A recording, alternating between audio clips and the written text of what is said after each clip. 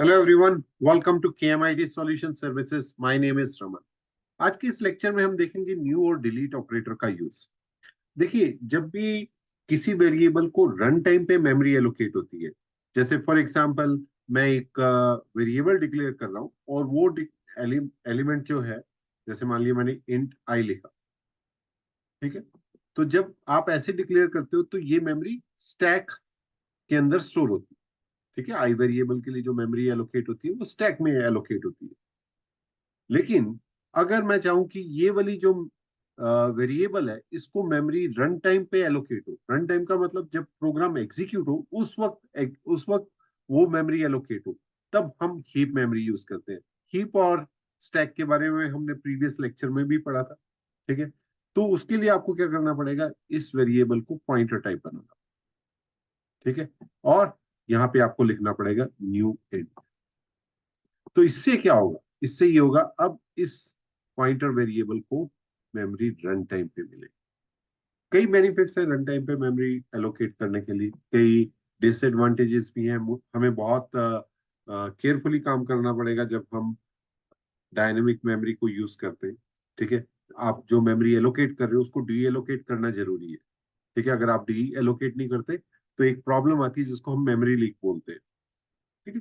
तो जैसे for example आपको एरे का साइज पता है कि इसमें तो 5 एलिमेंट्स ही आएंगे, तो आप कंपाइल टाइम पे यानी कि स्टैटिक मेमोरी इसको एलोकेट कर सकते हो, ठीक है। लेकिन जब आपको इसके एलिमेंट्स का साइज ही नहीं पता कि आपने 5 एलिमेंट डालने, 10 एलिमेंट डालने, तो उस केस में आप डायनामिक मेमोरी को यूज करते हैं,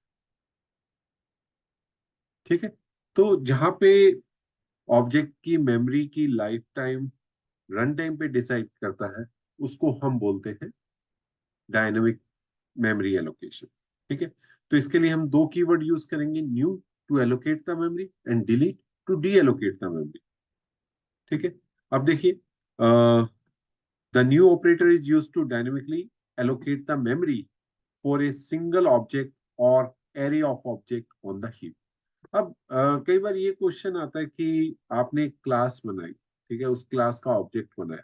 मैंने मान लिया एक माई क्लास बनाई हुई है, तो माई क्लास का एक ऑब्जेक्ट बनाया मैंने, एम। तो इस वक्त इसको रन टाइम पे मेमोरी एलोकेट होगी कि कंपाइल टाइम पे, तो इसको कंपाइल टाइम पे मेमोरी एलोकेट, ठीक है। तो अगर आप किसी क्लास को उसके चाइल्ड क्लास का ऑब्जेक्ट रेफर कर रहे हो और आप चाहते हो, जैसे डायनामिक पॉलीमॉर्फिज्म में हमने पढ़ा, तो आप चाहते हो कि रन टाइम पे इसको मेमोरी एलोकेट हो, तब आप डायनामिक मेमोरी एलोकेशन को यूज करो, ठीक है। तो अभी देखिए, तो when you use the new to allocate the memory, it returns a pointer to the allocated memory, ठीक है। सिंटेक्स क्या है? अभी जैसे हमने लिखा int asterisk PTR right equals to new type. जैसे अगर ये मान लिया इंटीजर टाइप का, तो आप इंटीजर लिख देंगे, जैसे यहाँ पे लिखा। टाइप अगर आप किसी एरे ऑब्जेक्ट को करवाना चाहते हैं मेमोरी एलोकेट, तो यहाँ पे आप उसका साइज भी दे सकते हैं। अभी नेक्स्ट है कि अगर आप यहाँ पे एक एग्जांपल देख लेते हैं। देखिए यहाँ पे मैं क्या कर रहा हूँ, int asterisk ptr equals to new int. So what it will do? It will allocate the memory for the single integer. इसी तरह मैंने लिखा int asterisk array equals to new int 10 allocates the memory to for an array for 10 integers. ठीक है, तो new operator से memory allocate हो रही है रन टाइम पे डायनेमिकली। लेकिन डिलीट से जो आपने मेमोरी, जब आपको लगा कि अ, अब इस ऑब्जेक्ट का यूज नहीं है, तो आप मेमोरी को डी एलोकेट कर सकते हो डिलीट ऑपरेटर से। कुछ नहीं लिखना आपने, जैसे डिलीट पीटीआर लिख देना। डिलीट अगर एरे कर रहे हैं तो एरे डिलीट, ये स्क्वायर ब्रैकेट्स और एरे, ठीक है। तो ये एग्जांपल दिया। अब क्लासेस के केस में कैसा होगा? क्लासेस के केस में मान लिया मैंने एक ये क्लास बनाई, ठीक है, और इसमें एक कंस्ट्रक्टर बना दिया और यहाँ पे मैं लिखा my class asterisk object PTR equals to new class. तो अब क्या होगा, इस क्लास ऑब्जेक्ट को रन टाइम पे मेमोरी एलोकेट।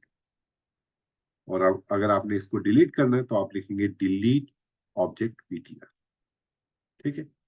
तो ये क्या करेगा, मेमोरी को डीएलोकेट कर देगा।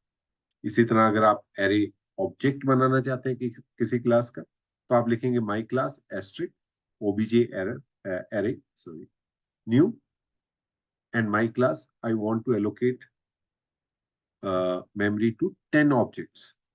ठीक है, और डिलीट से आप उसको डिलीट कर सकते हैं।